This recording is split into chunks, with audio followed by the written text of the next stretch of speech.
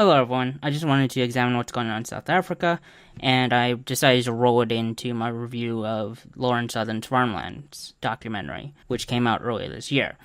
Hopefully I can do a little bit better job than media outlets who have just sort of dismissed it as a white supremacist talking point, or in the case of Fox, saying whether or not it's true, it's irrelevant, which should be a wake-up call for anybody who reads Vox. Make sure to spread that around. Let's keep going. You sure?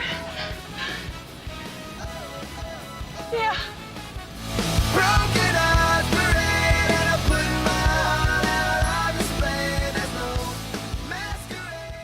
So I'm going to start off with Lauren Southern's documentary, and then I'm going to go into a little bit about South Africa. I'll put up a timestamp. So first off, she starts with a history lesson talking about how the Dutch East India Company bought land from the Khoisan people. Now, this is true. However, she neglects to mention that later smallpox epidemics and land incorporation, similar to Europe actually, occurs. So there's that. She also mentions indentured servants that left with the Voortrekkers from Cape Colony. These were Indian indentured servants, as far as I can tell. She seems to make it sound like white people. I don't know if that's intentional or not. Then she goes on to talk about war between the Bantu tribes, what's called the Umfumkane, which is a bunch of tribes fleeing from the Zulus who were essentially carving out a swath of land for themselves. She goes on to say how the Voortrekkers made deals with smaller tribes infrequently, and how they're fair and mostly peaceful deals. Now, the group that she later talks about, led by Piet Retief, that generally seems to be true. Other groups, however, did have clashes, and there were some of them who were perceived as invaders. They also made alliances with rival chieftains or kings, and they would take sides in wars. In fact, that's how the Natal Republic was formed. So when she says they were mostly peaceful, I don't know if you can say that. However, on the other side, there were some legitimate deals for land that they actually made some deals and fulfilled deals for land in some cases. And then she goes on to talk about Piet Retief, and so basically he was trying to negotiate for land, and in exchange he was supposed to reclaim cattle from a rival of the Zulu king Dingane. And so they did that, and then Dingane invited them after the deal, had them slaughtered, and then subsequently went over and slaughtered his camp along with a bunch of Khoisan people. This particular group seems to have been legitimately victimized and betrayed. So it's no surprise that Lauren picked this group. She goes on to talk about segregation and how it was only a social convention and not a rigid legal structure until the National Party took power in 1948. However, that's not true as far as I can tell. There was the Natives Land Act in 1913, as well as pass and movement laws against not just slaves, but Khoisan people as well. So there definitely was some segregation going on and some racial laws being passed before 1948. Lauren seems to make it like it just started in 1948, which is definitely not true. She then goes on to talk about the crackdown, which she says is brutal, and it was brutal, by the apartheid government. They were cracking down on both peaceful and violent protesters.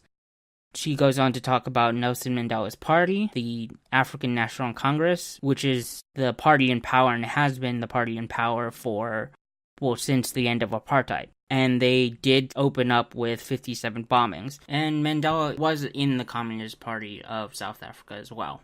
Then she goes on to talk about Mandela's wife endorsing necklacing. She does essentially endorse necklacing, and that was done to perceived collaborators of the apartheid government. Talks about international pressure that causes Mandela's release, and Mandela is elected president. Then we get on to the part where Lauren actually gets to South Africa.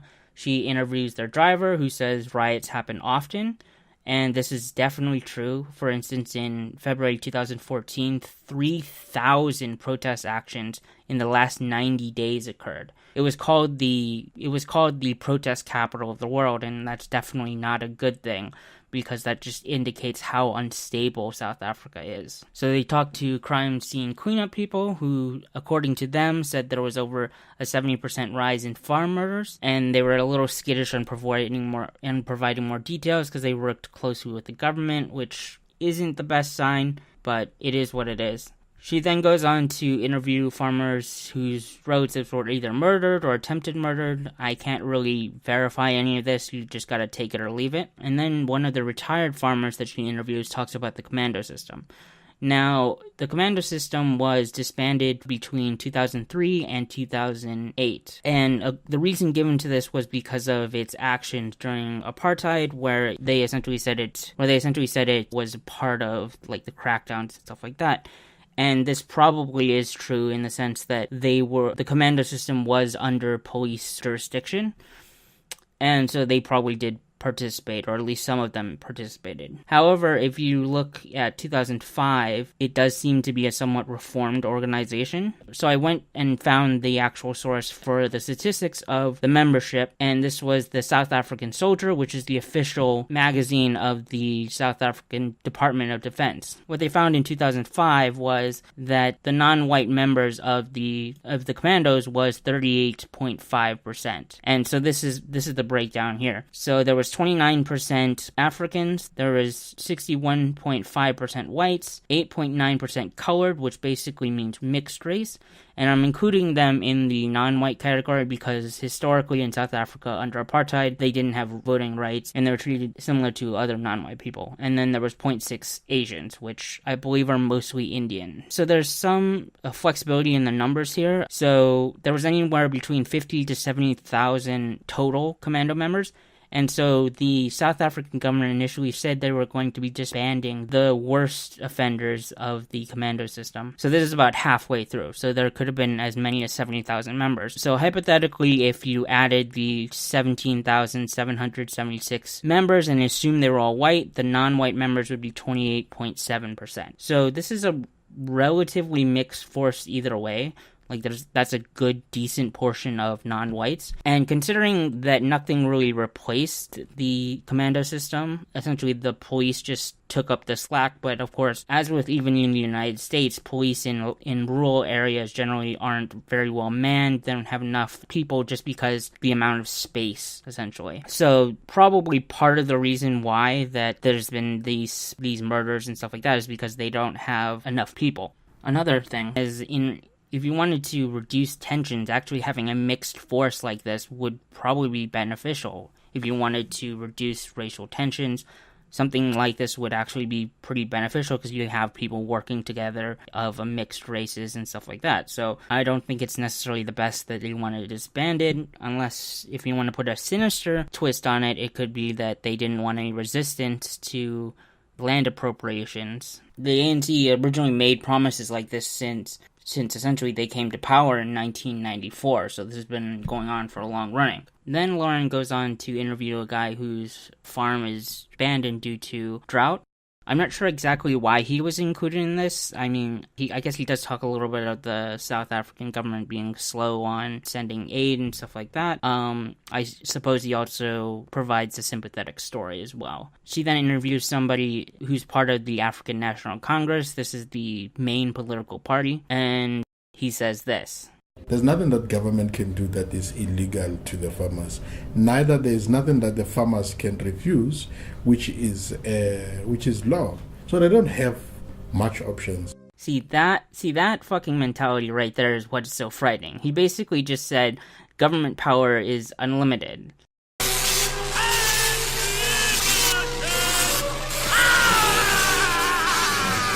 And as we know, absolute power corrupts absolutely. It is not the intention of the ANC to go and grab the land illegally and then that type of thing. No. We will do it within the prescripts of the laws of this particular country. Oh, so you just pass a law and it just makes it okay, fantastic. Let me just pass a law that makes it legal to kill children and everything will be fine. And then if it means that the laws of this country are not adequate to address that, the first thing to do is to introduce the new laws that allows us to be able to. But once it's law, no farmer, no person that can come and say that I am going to disobey this law. No, do it at your own peril. And there we have it. He's literally advocating mob rule. The majority said it's okay to kill children, so it's okay to kill children. That doesn't justify shit. This seems to be the official party line. Don't worry, everything is fine. Ignore cover up and don't mention it. I think Lauren's wrong here. They're openly talking about it. They're openly talking about doing it. Now they're openly doing it. So then Lauren starts interviewing the Sweetlanders, and he's correct when he says that the GDP is imploding. He is correct when the currency is devaluating.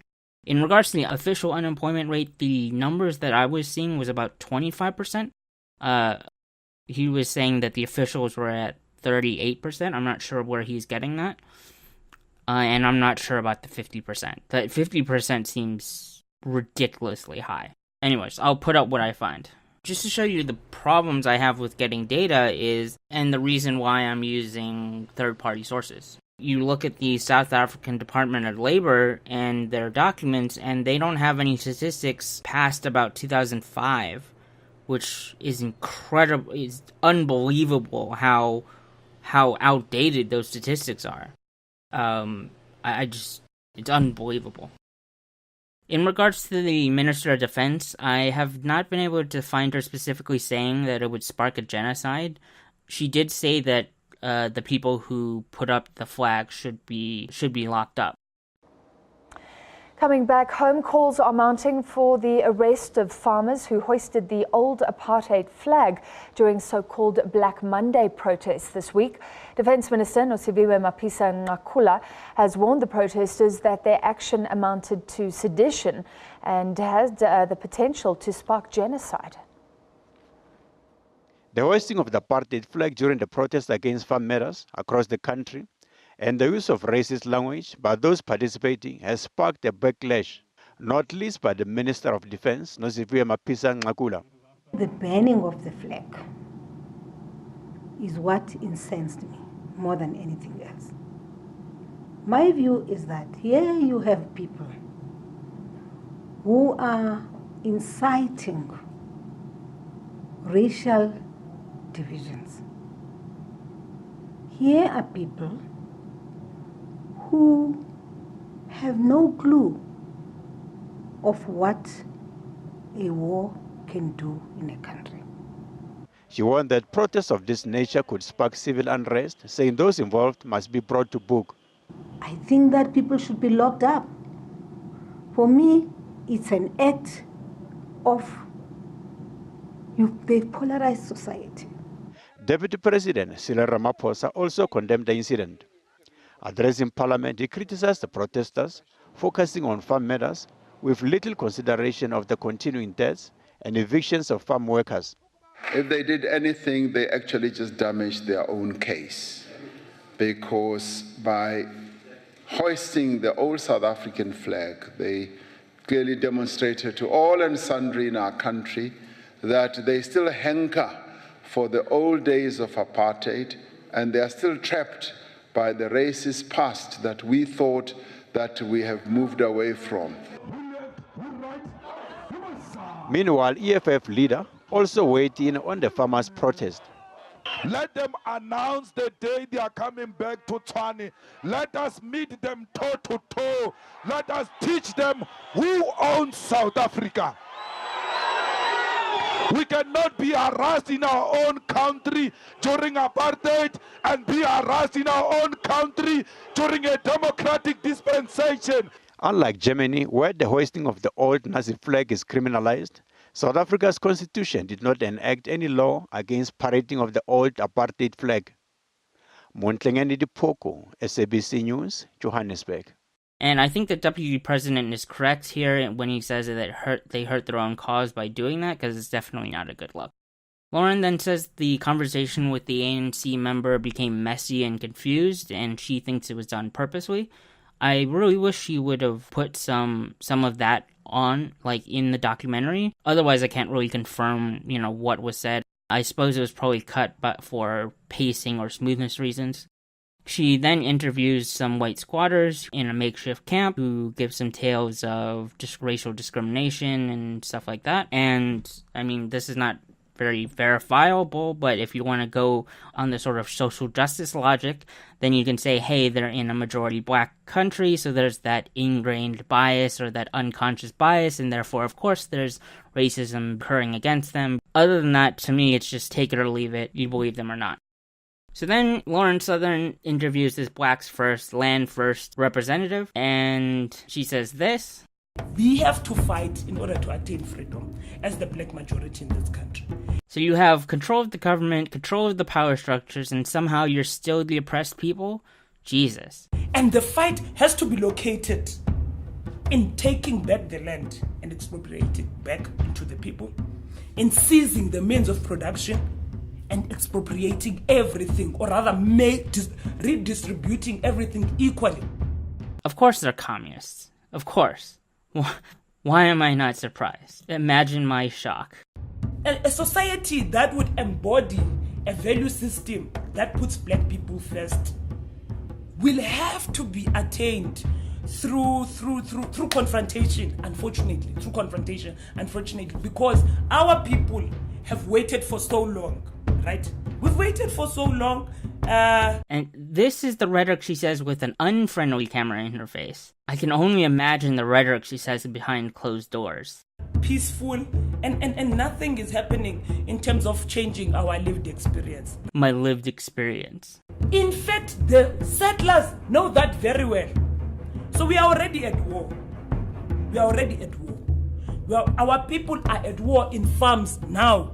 Here it sounds like she's almost confirming that farm murders are racially motivated. I mean, just by saying that there's a war in the farms and giving this sort of racial lens on everything, she does sound like she's saying that it is racially motivated. I think black people have been patient enough for more than 400 years of colonialism. And we don't want you to feel pity for us. We are coming for you and we are going to get everything that you own. It's ours. See, this is the problem with communist ideology. She thinks that white farmers legitimately have not earned anything they own. Communists assume that owners don't do anything. Like, there's no work involved in managing a business, in acquiring supplies, acquiring buyers and sellers, and all kinds of stuff like that. It's just no work involved, apparently, regardless of how they originally came up with the land or not. So then she goes on to interview the mayor of Orania. And apparently the town was created due to distrust in the upholding of the Constitution in South Africa, and it claims close to zero crime. This is also not the only town. There's apparently 3 now. And Lauren compares these to the black tribal homelands. However, these were dissolved when apartheid ended. I have found some towns that have similar homogeneity. I'd also like to note that this town has been recognized formally by the South African government under the self-determination clause in the Constitution. And undoubtedly, considering the population, there are going to be similar black towns. We're back with the Zoitlanders, and they're talking about prepping, and he's nowhere near as aggressive as the Blacks First, Land First representative. Of course, he's in the minority, so they're going to be a lot more defensive. When he mentions the H&Ms being trashed, this did happen, and I'll post a little bit about, like, basically H&M had a black child dressed in a sweatshirt or something, and it had a monkey on it, and this was taken as some racially motivated whatever, and people went crazy, and then they started trashing the stores and stuff like that. So that's what happened. And then, of course, Lauren included footage of the station that was on fire when they arrived. And, of course, it was called the protest capital of the world, so there's been a lot of stuff like this. There's definitely warning signs, but Lauren says it's not a genocide yet, and I agree. Although, ironically, according to some left-wing professors' attempts to paint Palestinians as victims of genocide, some definitions actually might include this as a genocide because of the expanded definition. So, in regards to the South African economy, one of the things to look out for is this similar land appropriation without compensation occurred in Zimbabwe. Initially, this started in the 1990s. However, it actually only ramped up in about 2000. And this was under Mugabe, who's sort of this communist dictator who was deposed, I believe it was last year. But he essentially appropriated land from the whites without compensation. Some of them got killed. From what I've heard, there was actually more blacks killed, ironically, in this whole confiscation. And a bunch of white farmers fled because, they're being killed and stuff like that. And so what happened is this in part actually crashed the economy because local banks had essentially invested in bonds and in loans and stuff like that into the land, and when it got taken, they essentially lost their investment. And so that, in part, is one of the reasons why Zimbabwe had this runaway inflation rate. The economy crashed, and in fact, I believe it was 4 to 5 years later, their tobacco crop was literally 1/3 of what it was before they started mass appropriating the land in 2000. Whether or not this happens in South Africa remains to be seen, depends on sort of the way the economy is structured, as well as how deeply invested the banks are in the farms. And the other thing, in regards to the land, to the agriculture itself, it's only about 2 to 4% of the economy. So there's a lot of attention being focused on a relatively small part of the economy. Considering the percentage, it's relatively small. And here's a graph of just the sort of the breakdown of the GDP.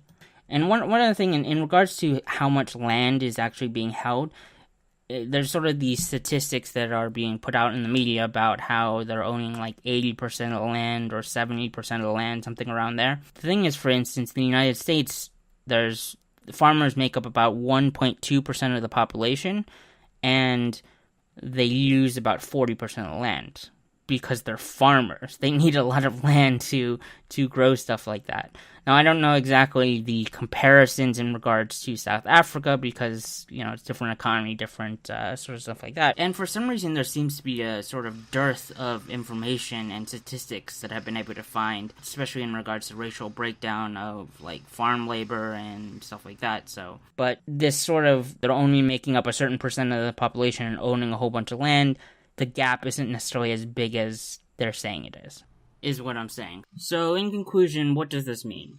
I do agree with Lauren that it doesn't constitute a genocide just yet. There definitely are worrying signs. You have people like Julius Malema. Why not Mashaba? Why not Soli? And all of that? Because the mayor of DA in PE is a white man. So these people, when you want to hit them hard, go after a white man. They feel a terrible pain because you have touched a white man. Not because Mashaba and Soli will not be touched. They will be touched, don't worry. But we are starting with this whiteness. We are cutting the throat of whiteness.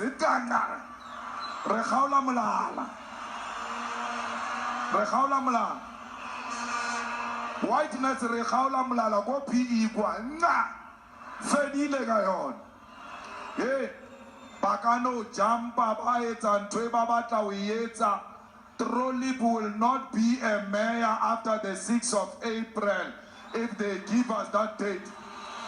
And the Blacks First, Land First movement, you have them essentially calling for murder and stuff like that. So, there are going to be racially motivated murders. I think a lot of the tension is in part due to the bad economy, and there's this sort of perception that white farmers are wealthy, so that would motivate robbery attacks, and to a certain degree, racially motivated attacks in that sort of sense as well. So, I think that's part of the reason. One other thing is, as I was doing this recording, essentially word came down that South Africa had officially entered a recession, and this was in part due to the agricultural sector shrinking, which some are essentially saying is because farmers are not planting crops because they might get their land seized. Surprise, surprise. Seizing land in sort of the socialist, communist kind of methods don't work, and essentially South Africa is shooting itself in the foot. Will this be a wake-up call? I don't know. Hopefully.